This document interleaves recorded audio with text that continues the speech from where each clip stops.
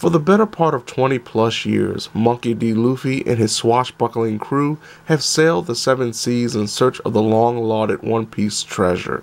Luffy's adventures became more than just a popular manga and anime series. One Piece is embedded in the modern pop culture zeitgeist. From cosplay inspiration to people simply quoting one of the insane amount of memorable characters spread across multiple arcs, One Piece is undeniably a treasure within itself. Thanks to the minds behind the Dynasty Warriors games, One Piece fans who just so happen to be gamers have had the opportunity to experience a digitized version of Luffy's story thus far across 3 games. Though I hadn't played the previous Pirate Warriors offerings, I had taken some time with the earlier Dynasty Warriors games, and had a good idea of what I was getting myself into with this most recent adaptation.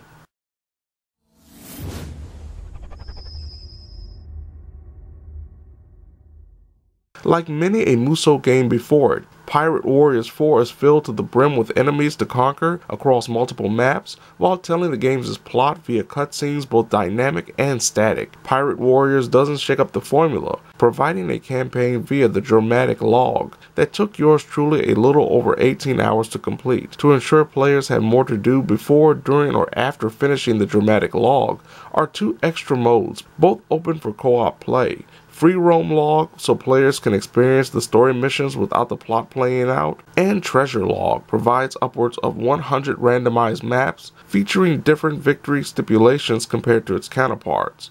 I spent a few hours in treasure log to play around with some of the more eccentric characters, as well as took part in some local co-op play. Yet the grind for full achievement completion is probably out of the question for the time being, thanks to some of the more time-draining requirements, such as attaining 100 million berries and finishing the hefty treasure log.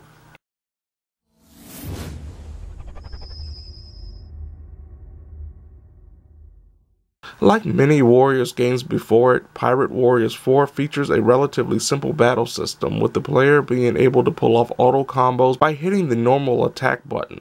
At the conclusion of each character's base combo, the player can tap the charge attack button for a devastating physical exclamation point. Each playable character has 4 special maneuvers that regenerate after usage. These special attacks are not only devastating, they also have the ability to boost a character's power and speed if one of the character's available boosting abilities is initiated. Utilizing these special attacks haphazardly isn't wise, as enemies can still move if not stunned, and avoid the incoming attack. There are a couple of new combat implementations in Warriors 4, including the ability to dash, a stamina-draining maneuver that can do minor damage to opponents while knocking them backward. Air juggling is another ability every character has in their arsenal. During a normal combo, the player can tap the jump button to propel its surrounding enemies upward for a combo extension that automatically stuns them. With a plethora of characters at the player's disposal, the developers did a masterful job ensuring each one plays differently thanks to both the character's aesthetics, tying into their other adaptation counterparts, and the base style of each character, be it power, sky, style, or technique. While a power style character may move slower, they can take and dish out more damage than the average sky fighter, who makes up for their lack of strength by extending air juggle combos into special attacks. Upgrading these characters and their styles ties into the extensive skill trees or maps. The beginning map is shared across all characters, while each character has 2 individual maps, with the resources for upgrades coming from completed battles, including rare coins. The game noticeably displays a character's progression, as they will hit harder, last longer, and have more stamina when comparing upgraded characters to the ones recently added to the roster. Also connected to upgrades are passive abilities that can be slotted into the playable characters before a battle, including gaining power boost after defeating a certain amount of enemies or making it easier to attain berries. The level of customization and character offerings is great and makes testing the waters with what's available that much more enjoyable. On the opposite end of the spectrum in regards to variety are the enemies. Most of the enemy hordes can be destroyed with a few hits, depleting the bar overhead, signaling the enemy's loss of control in that map's portion. When the aforementioned bar empties, a leader appears, sporting more health and armor than the underlings. There are also commanders that would be considered a little more difficult than the average enemy, but sporting weaker armor and health than the leaders, with a few being unique, such as Hawkins having lives connected to certain commanders, making the slaughtering of these elite soldiers first priority, so Hawkins doesn't regenerate all of his health after apparently being conquered. Mission completion brings the combat and exploration together. Usually the way to advance a mission is by overcoming a plethora of enemies and capturing territories, all the while destroying surrounding buildings in grand fashion. Some missions later in the modes ask for more of the player, such as protecting retreating allies or reaching a character near death. Sub-missions will pop up from time to time, usually assisting in capturing an area on the map, or even being helpful to the main mission, such as revealing a specific commander helping Hawkins. Warriors 4 doesn't shake things up too much in regards to mission presentation compared to the other Muso games, but does a great job at maintaining status quo. The story, however, doesn't do well when taking into account new fans or the unaware could be playing this sequel. With 6 worlds available, 5 major arcs are covered in the most abridged way possible, leaving out key moments and not fully explaining certain relationships. The 6th and final arc isn't canon and comes across more as fan fiction than anything else in the presentation. Co-op play is perfectly fine, with the ability for both local and online play. Locally, co-op is split screen, while online allows for up to 4 players to work alongside each other at the same time. There are some bigger presentation problems than underwhelming storytelling. The camera can become nothing short of a hindrance at various times.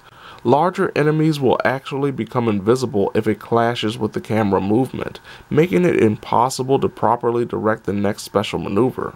The lock-on system focuses on the most powerful foe on screen, but isn't reliable as the camera swoops way too much. Another map issue is the 2D nature of the smallish overhead map, though every map works on a 3D plane that at times can make it difficult to figure out the right path. The HUD during missions is cluttered at best, with mission notifications appearing on the middle of the screen. Easily the biggest issue in regards to gameplay is the lack of mission checkpoints. With the majority of the missions lasting upwards of 15 to 20 minutes, a failed mission or fallen protagonist will mean restarting the mission while losing experience and upgrade items. Loading times are also long-winded during the initial screens, before picking a character and that character's loadout, though frame rates were stable throughout my experience without a single crash. Pirate Warriors 4 doesn't reinvent the figurative wheel by capitalizing on the absurd nature of its source material, while providing a fast, frenetic, and most importantly fun combat system, helped by the available modes and co-op options. Unfortunately, the storytelling and several profound gameplay flaws prevents Pirate Warriors 4 from becoming the creme de la creme of Muso experiences.